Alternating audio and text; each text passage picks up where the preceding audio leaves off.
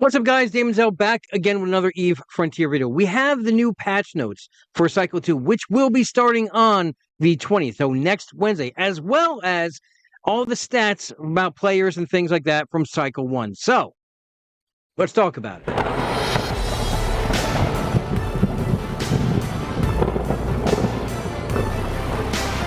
All right, so we are going to go over the stats first and then go through the patch notes. What do you guys say? I think that's a good idea.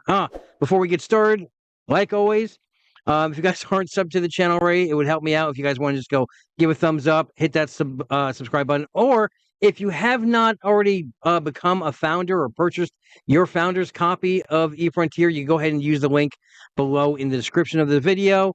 Use my code, help me out with grace. That would be fantastic. Okay, so let's go through the Cycle 1 stats. Now, these are a bunch of stats that they went through on the Frontier Friday this morning, as well as the whole patch notes. Now, we're going to take everything with a grain of salt, as well as they had some issues in the beginning of the stream. Like, they didn't have any sound, and then the stream dropped off for a while. So I was able to get screen grabs of everything. So let's start off with the first stats here, and that is your general stats. So the total new user from this cycle, we've had 38,929 new users start eFrontier.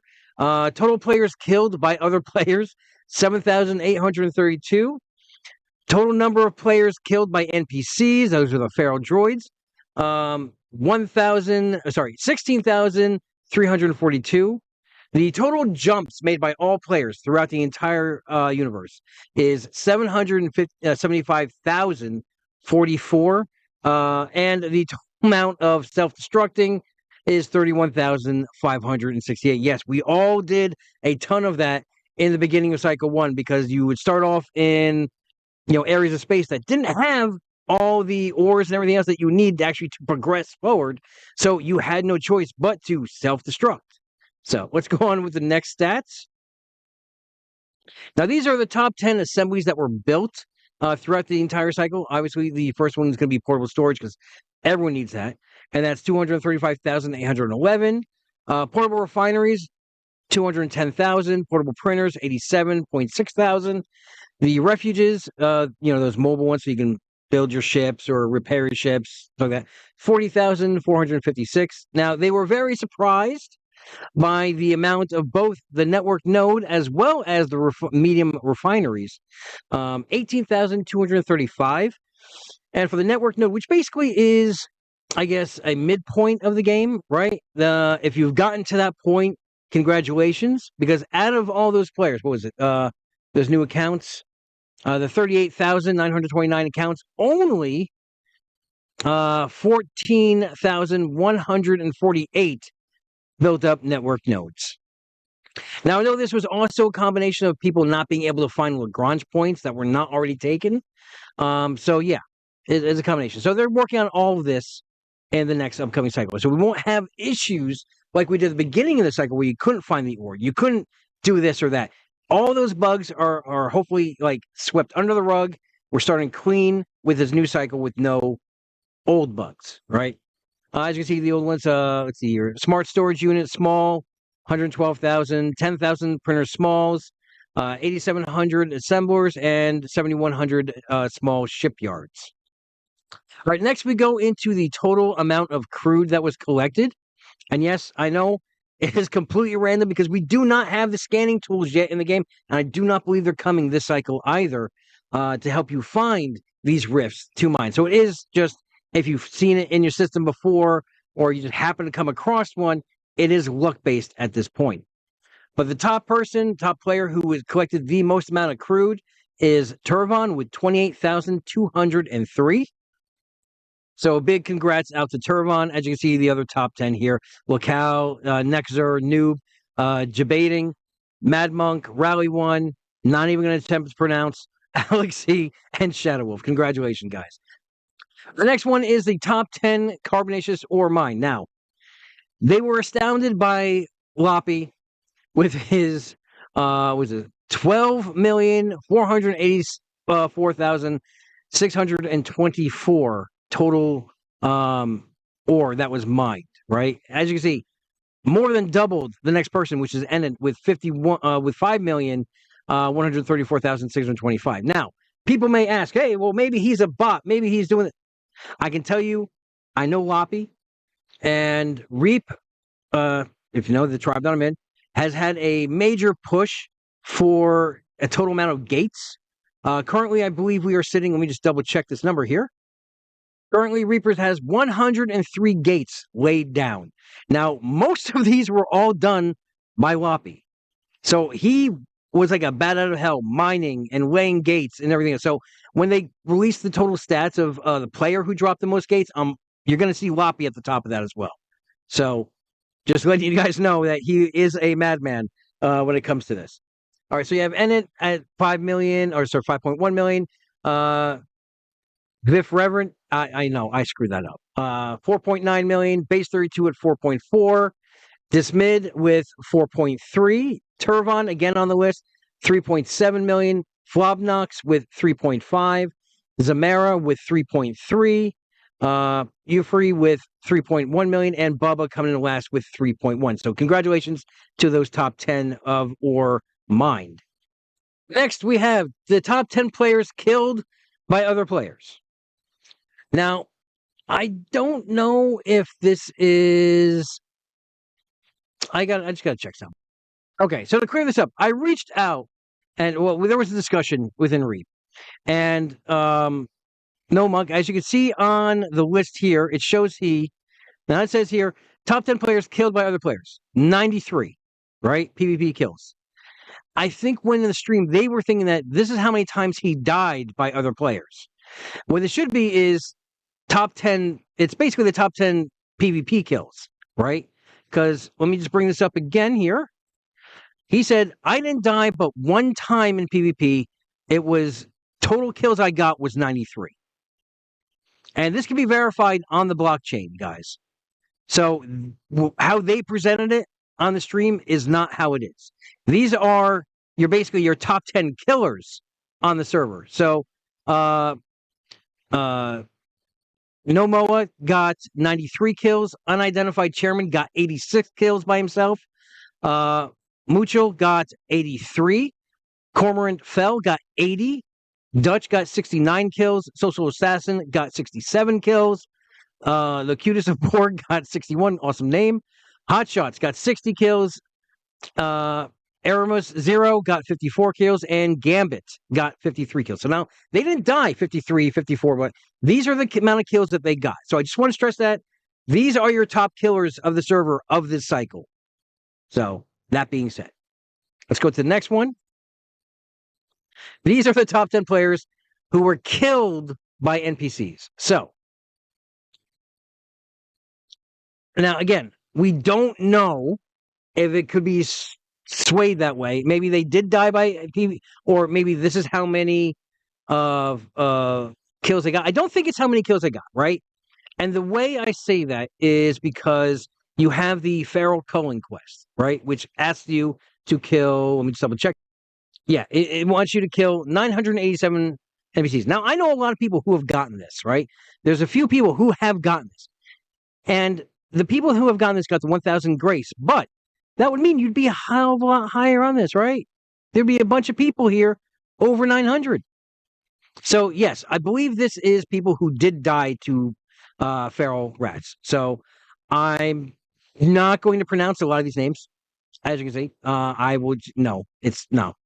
But this person up here, so yeah, Yefu, whatever, died 1,006 times by ferals, and CZ1 died 1,005 times. So only one off by those. But as you can see, these are the numbers died. And they jump off, right, dramatically from here, right? The top four are just way above more.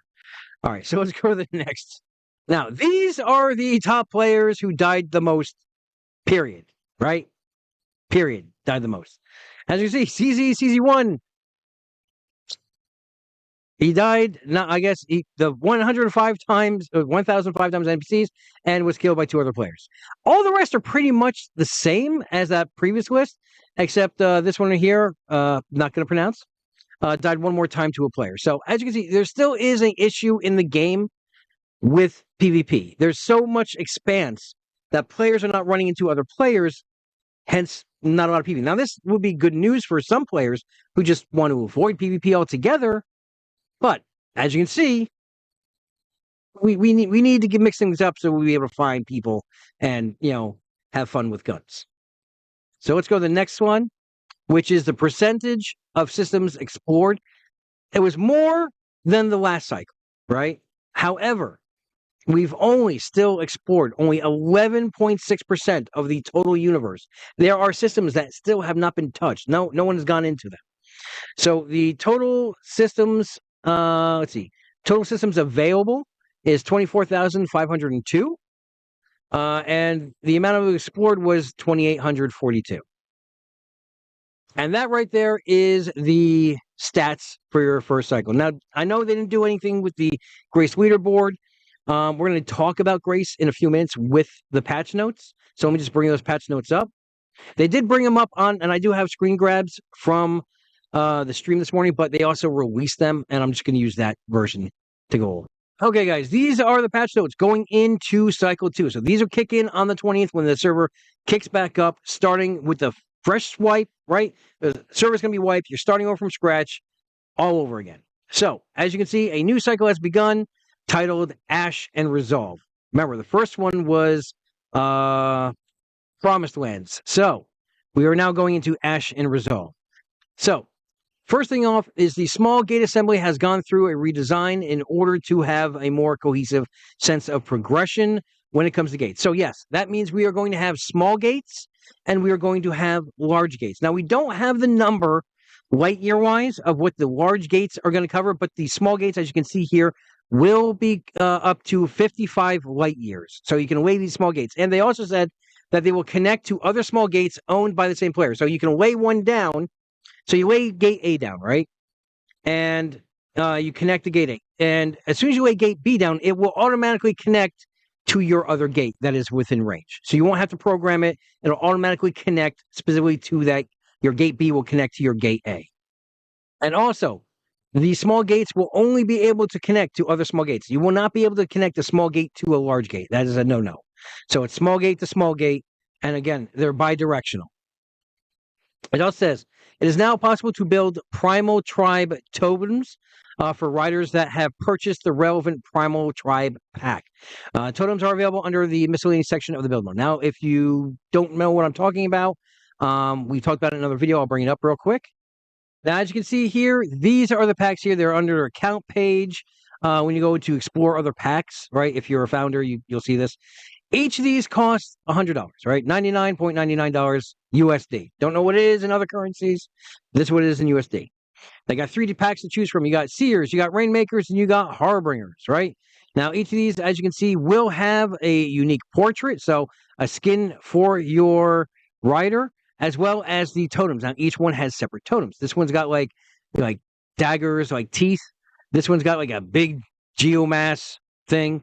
And this one's got like big rocks you can explore, including like a big square one with a hole in it that you can fly through. But also, it gives you an additional 1 month of premium post subscription time available to you. So, if you have the extra money you want to lay out for them, that's where you find them. That's where you can purchase them. Let's go back to the post, the patch notes. All right, now we are back at the patch notes. All right, here. Let's see. Shipyard locations have been moved and NPCs with event drops have been added. So we did talk about this in the video yesterday that they will be adding events in this cycle. So there's going to be specific NPCs that will drop things for these events. And as you can see, they've been added to the game. All right, the following sites have had their locations and distributions updated. That includes your Shipyard Ruins, Shipyard Archive Wreckage, Destroyed Shipyard, Installation Wreckage, Ruined Bombardment Cannon, Rift 0020, which no one has solved yet. Just stating, no one solved it yet. And the Accelerator Facility. So their distributions have been updated as well as their locations. So they may not be in the same territories or same regions as they were before. It says updated descriptions for young crude matter and old crude matter. So we'll see an updated description on that. A broadcast terminal button has been added to the notification feed allowing riders to check in on news regarding the ongoing events. So if you are in the cycle and playing the cycle and you want to know if an event is going, you're going to open up that tab and you'll be able to see what's going on, how long the event's going for, possibly what the goals of the event are. All that will be in this new broadcast terminal. Also, a visual update to the Daedalus Heavy Frigate and Daedalus Assault Frigate. Now, we speculate that this is your MCF and your HAF frigates. Now, they specify that they were going to actually have textures on these ones, not a big gray square like we've been flying. These will actually have color other than gray. That's a specific quote from the stream. Now, I was holding off on releasing this video, or actually recording this video today, because they did toy with the idea that they may have released the pictures of these on the Discord at some point today, and it is now 4 p.m. and they still have not released it, so I'm just going to get this video out there to get that information. Once they do release it, I will put it up on the community page. Maybe we'll do a video on it. Who knows? Anyway, I don't have it yet, but I will. And when I do, I'll give it to you guys if you guys don't already see it on the Reddit or any of their social medias. Now, they also had some defect fixes. I guess we can go over these. An issue caused by the keeper buttons disappeared upon launching the game for the first time. It's been resolved. Over-encumbered ships can no longer initiate jump drive travel. The camera shake and warping has been reduced. Thank you. Smart turrets will no longer lose ammo after server downtime. That was a pain in the ass. The interface for the smart deployable will now close upon the player leaving the grid. Brackets below the self bracket and the system camera are now interactable. There's an issue where the volume per unit was incorrectly displaying as a M3. For stacked items in the inventory has now been addressed. The text color changes in character bios and custom chat channels are now persistent and shouldn't revert to white any longer. Updates to the character biography in the character sheet are now correctly reflected to show in the info tab. A discrepancy in the categorization of the forager in some of the descriptions of the game has been resolved. They renamed the chat channels are now showing up correctly with no additional characters and checked it into the title. Unused map filters have been removed. An issue preventing the display of systems view orbit lines has been corrected, and damage amplification with the mining laser has been improved. So go mining lasers. Also, known issues. Loot will refresh except after downtime in the accelerator facility. Now, they did say, even though, but I did say we're going to talk about Grace, right? They mentioned Grace. You don't see anything in the patch notes about it.